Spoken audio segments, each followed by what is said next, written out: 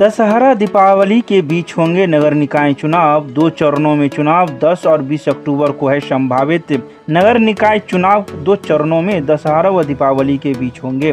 संभव है कि राज्य में नगर पालिका चुनाव 10 और 20 अक्टूबर को 2 चरणों में होगा। इसकी तैयारी अंतिम चरण में है। संभावना है कि अक्टूबर में दशहरा के बाद और दीपावली के पहले 2 चरणों में नगर पालिका चुनाव संपन्न हो जाएगा।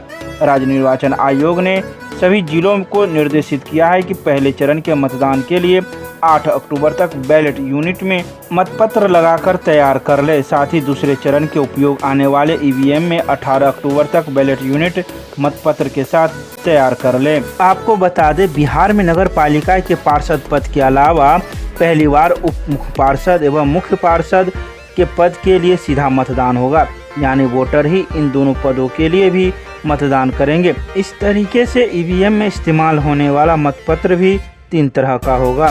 पार्षद के लिए सफ़ेद मतपत्र, तो उप मुख्य पार्षद के पद के लिए स्काई ब्लू रंग के कागज पर काले रंग की छपाई होगी। वहीं मुख्य पार्षद के लिए पीला रंग का बैलेट पेपर होगा।